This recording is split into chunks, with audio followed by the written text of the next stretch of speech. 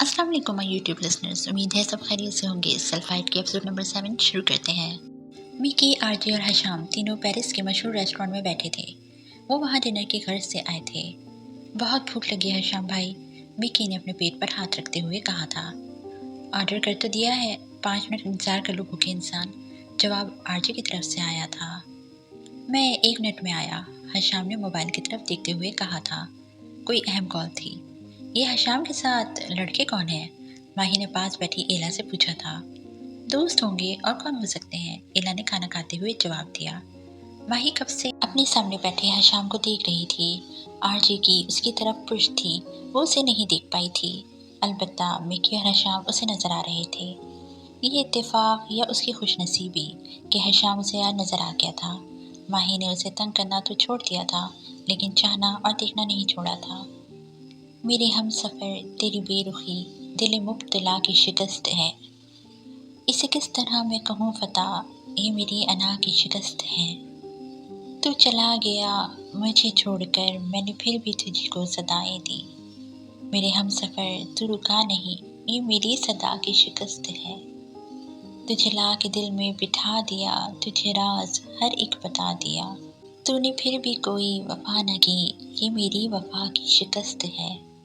मैं चिराग कोना मिजाज था, तुझे बिजलियों की तलब रही। मुझे आंधियों ने बुझा दिया, ये मेरी ज़या की शिकस्त है। मुझे कोई तुझसे गिला नहीं, तो मिला था कब का बिछड़ गया। मेरी जुर्म की है यही सज़ा, ये मेरी सज़ा की शिकस्त है।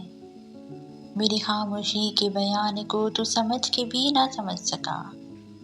मेरे आंसुओं का पयाम ही दिल बेनवा की शिकस्त है। गमे दास्ताने हयात के सभी तस्करे हुए रायगा। मेरे चारागर तेरा ये हुनर मेरी हर दुआ की शिकस्त है। मुझे खामोशी ये हयात में यूं कभी न कोई गिरा सका। तेरी खामोशी की पुकार ही मेरी इब्तिदा की शिकस्त है। दोस्त, हशाम को देखकर लगता तो नहीं कि उसके दोस्त ऐसे होंगे, ये तो शक्ल से ही लोफर लग रहा है, माही ने कहकहा लगाते हुए मिकी को देखकर कहा था। यार छोड़ो ना, तुम्हें क्या प्रॉब्लम है? जो भी हो, एला ने उनकी तरफ देखते हुए कहा था जब उसे चूल्हा का खाने उसके गले में अटक गया था। क्या हुआ एला, पानी पियो, माही ने उसे पानी का गिलास थमाया था। ओह माय गॉड, एला का मुंह हैरत से खुला का खुला रह गया था। उसकी नजरें मिकी और आरजे पर जमी थी। आरजे ने जैकेट की बाजुओं को फोल्ड किया हुआ था और नजर आती बाजू पर अजीब सा टैटू बना था जिस पर आरजे लिखा नजर आ रहा था। क्या वो इंसान वाकई आरजे है? एला एकदम उछली थी। क्या हुआ एला, कहाँ जा रही हो तुम? माही ने उसे उठते देखकर पूछा था, जबकि एला बिना जवाब दिए आरजे की तरफ बढ़ गई थी। एक्सक्यूज मी, आरजे के पास जाकर उसने उसे मुखातिब किया था। आवाज पर आरजे ने पलट कर देखा था और एला ने मुंह पर हाथ रखकर अपनी चीख को रोका था। वो वाकई आरजे था। क्या मैं कोई ख्वाब देख रही हूँ? वो हैरान सी देख रही थी, जबकि आरजे की आंखों में उलझन उभरी। क्या आप सच में मेरे सामने हैं? एला आरजे की बहुत बड़ी मद्दाह थी। क्या आप आरजे हैं? वो पुरजोर से पूछ रही थी। नहीं तो, आरजे की आंखों में शरारत उभरी। आप आरजे ही हैं, ये आपका टैटू, ये मैंने देखा है आपके पिक्चर्स में गिटार के साथ आपने अक्सर हाथ में पकड़ा होता है। एला ने शायद उसे कुछ ज्यादा ही फुर्सत से देखा हुआ था। वो मुस्कुरा दिया था। ऑटोग्राफ प्लीज, एला ने अपना हाथ आगे बढ़ाया। मैं ऑटोग्राफ नहीं देता, आरजे ने इनकार किया था। ओह सीरियसली, एला को हैरानी हुई। लोग तो अपने मदाहों को देखकर शोखे हो जाते हैं। एक वो था जिसे फर्क नहीं पड़ा था, पुरसुकून सा बैठा था। शायद उसे ये चीज़ मुतासिर नहीं करती थी, या शायद वो अपनी अहमियत को अच्छे से जानता था। सेल्फी तो ले सकती हूँ ना एक? एला ने उम्मीद से पूछा था और आरजे ने इस बात में सर हिलाया था।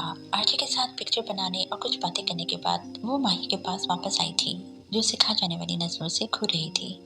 वापस आने का दिल तो नहीं कर रहा था। मुझे यकीन नहीं आ रहा मैं आरजे से मिली हूँ। एला की खुशी देखने लायक थी। तुम्हारे होते हुए हमें कोई दिखता भी नहीं। एला के जाने के बाद मिकी ने मुंह बनाया था। वेटर उनकी मेज पर खाना लगा रहा था। ये हशाम कहाँ रह गया? आरजे बड़बड़ाया था, जबकि मिकी अब मोबाइल पर किसी का नंबर मिलाया था जो बंद जा रहा था। अफसोस रहेगा सारी उम्र, जिंदगी में सिर्फ एक लड़की आई है जिसे मिकी हासिल नहीं कर सका, जो मिकी से बचकर निकल गई। मिकी ने हंसते से मोबाइल की स्क्रीन चमकते नंबर को तकते हुए कहा था। तुम मिक्की थे ना इसलिए। आरजे होता तो जाने ना देता, बल्कि वो खुद नहीं जाती। वो दोनों खफाजत की तमाम हदें पार करते हुए क़हक़हा लगाकर हंसे थे।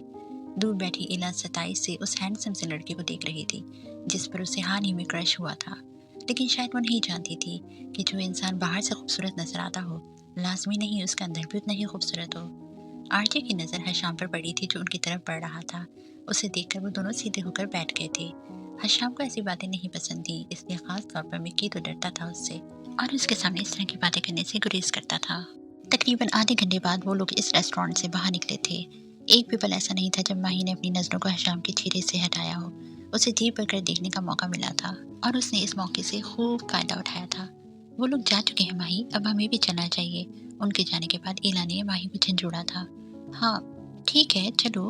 माही किसी ट्रांस की ज़ेर असर थी। वो दोनों भी दरवाजे की तरफ बढ़ गई थी। इला आगे चल रही थी जबकि माही उसके पीछे थी। इला दरवाजे से बाहर निकल चुकी थी। जैसे ही माही ने दरवाजे से बाहर कदम बढ़ाए, एक जोरदार वज़नी चीज़ उसके सर से टकराई थी। माही को अपना दिमाग घूमता हुआ महसूस हुआ था। दर्द की शिद्दत ने उसे कराहने पर मजबूर किया था। वो नीचे बैठती चली गई थी। आंखों के आगे अंधेरा छा गया था।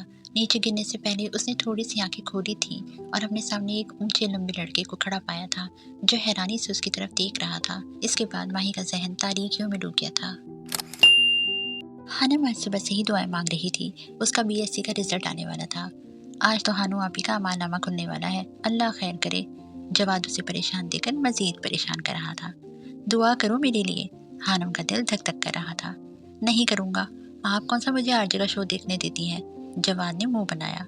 अच्छा दुआ करो ना, अगर मेरे मार्क्स अच्छे आए तो ज़रूर देखने दूंगी। हानम ने जैसे मिन्नत की। पक्का प्रॉमिस? वो टलने वाला नहीं था। प्रॉमिस नहीं करते जवाद।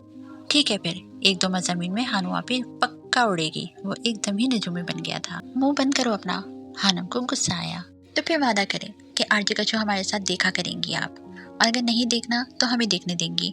जवाद ने एक हाथ में रिमोट पकड़ा था जबकि दूसरा हाथ उसके सामने फैलाया। आज गया भाड़ में, तुमने मुझे बद्दुआ दी। एक थर्ड क्लास सिंगर के लिए मुझे बद्दुआ दी। हानम का सदमे से बुरा हाल था। थर्ड क्लास नहीं है वो, आरजे एक ब्रांड है। हानम ने हैरत से अपने सामने खड़े 13-14 साल जवाद को देखा था। उसे यकीन नहीं आ रहा था कि वो आरजे को इतना पसंद करता था। अब इस घर में या तो आरजे रहेगा या हानी। हानम अपना गुस्सा जब्त करती कमरे से बाहर निकल गई थी। ओह हानू आपी, आप कितनी बेवकूफ़ हैं। आरजे को कोई नहीं निकाल सकता। आप इस मौसम में कहाँ जाएंगी? जवाद हानम की बेवकूफ़ी पर सर पीट कर रह गया था। माही की जब आँख खुली तो उसने अपने आप को हॉस्पिटल के बेड पर पाया था। वो एक झटके से उठ बैठी, लेकिन सर पर लगने वाली चोट की वजह से अचानक चक्कर सा आ गया था। लेटी रहो माही, तुम ठीक हो? इला जो पास बैठी न्यूज़पेपर पढ़ रही थी, माही को उठता देखकर उसकी तरफ लपकी। ये मुझे क्या हुआ है? माही ने अपने सर पर हाथ रखते हुए पूछा। कुछ नहीं, तुम्हारे सर पर चोट लगी थी, लेकिन अब तुम ठीक हो। चोट कैसे? हम तो रेस्टोरेंट से बाहर निकल रहे थे ना, वहाँ। इतना मत सोचो माही, सब ठीक है। मैं डॉक्टर से बात करके आती हूँ। उन्होंने कहा था कि होश आते ही तुम्हें डिस्चार्ज कर दिया जाएगा। इला उसका हाथ थपथपाती बाहर निकल गई थी जबकि माही नासमझी से उसे बाहर जाता देख रही थी। Hello mister Jordan. इला ने हॉस्पिटल की राहदारी में रखी कुर्सी पर बैठे जॉर्डन को पुकारा। जॉर्डन ही वो शख्स था जिसकी वजह से माही को चोट आई थी। न जाने उसने अपने बैग ऐसा क्या डाल रखा जिसके लगने की वजह से माही का सर फट गया था।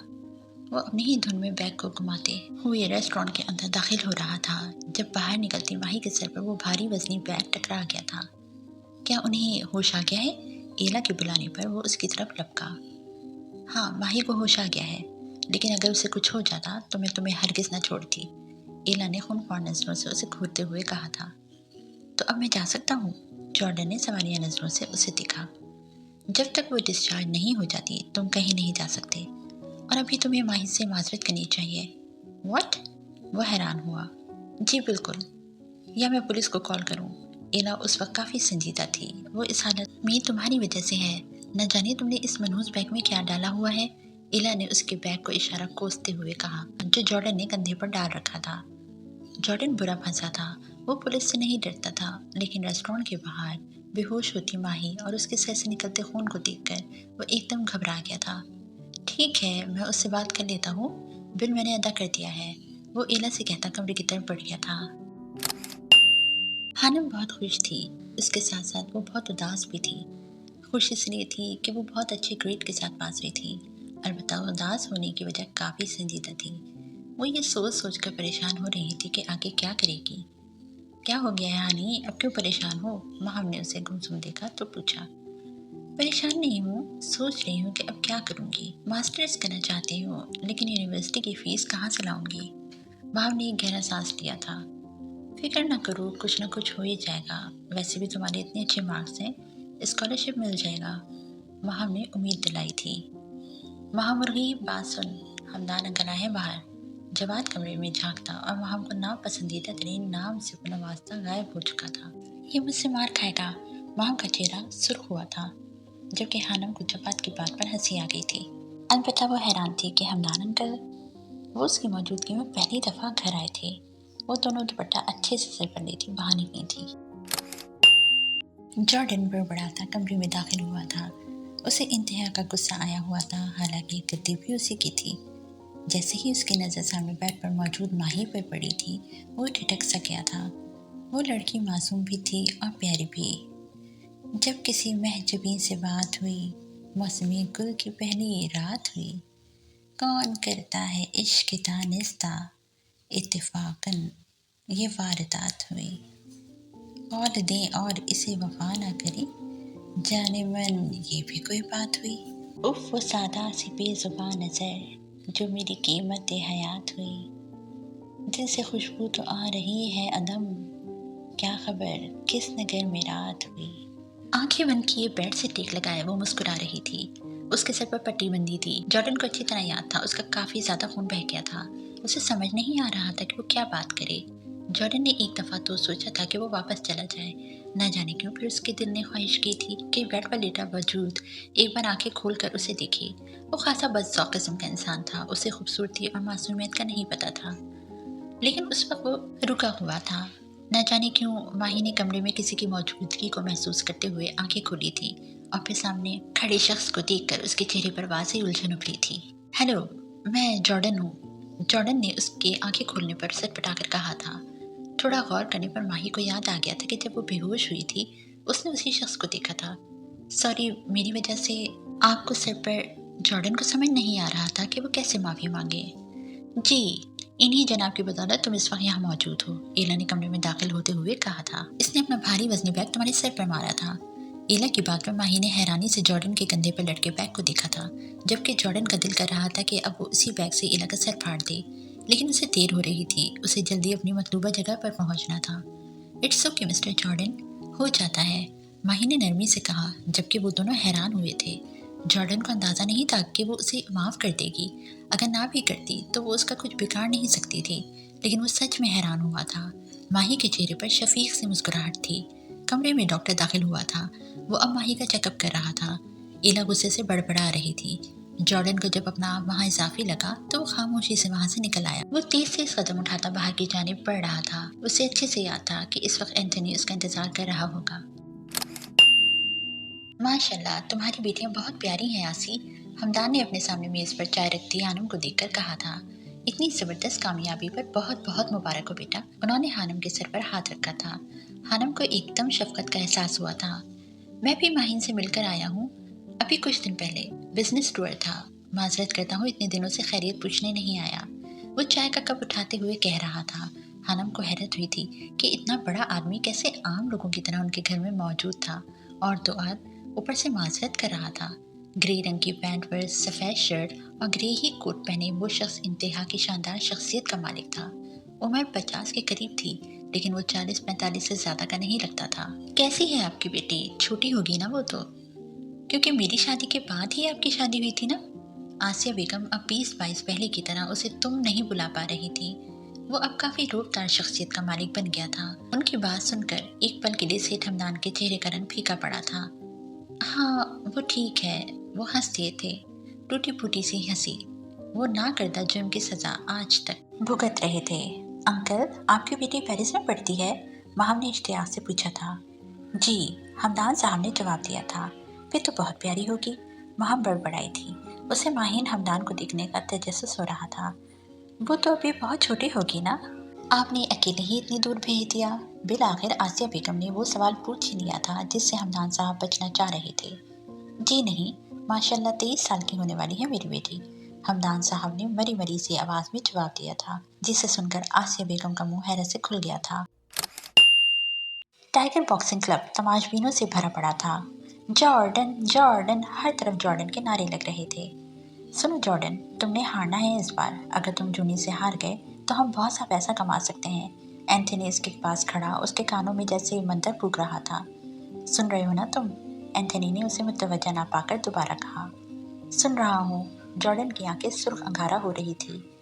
रिलैक्स रहो, बस तुमने हारना है। वो उसे हुक्म देता एक साइड पर चला गया था और अब जॉर्डन हट्टे कट्टे जूनी के सामने खड़ा था।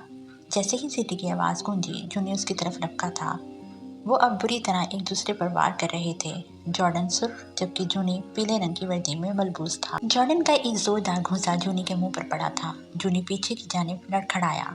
हर तरफ से जॉर्डन की सताएं गूंज उठी थी। वहाँ उसके चाहने वाले शायकीन की बहुत बड़ी तादाद मौजूद थी।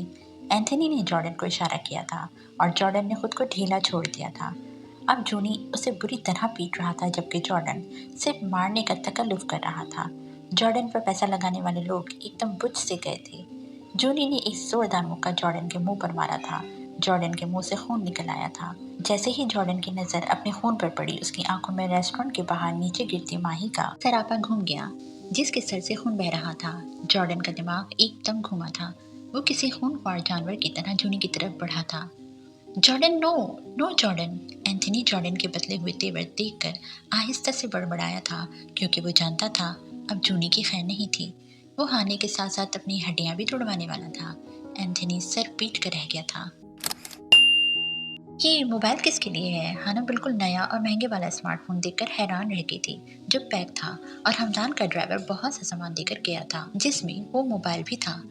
ये तुम्हारा गिफ्ट है, तुम्हारे अच्छे ग्रेड्स का, माहम ने बताया था, जबकि हानम तो हैरत ज़दा सी उस पैक मोबाइल को देख रही थी, जिसकी उसे बहुत ज़रूरत थी, लेकिन उसे समझ नहीं आ रहा था कि वो उसे रखना चाहिए था या नहीं।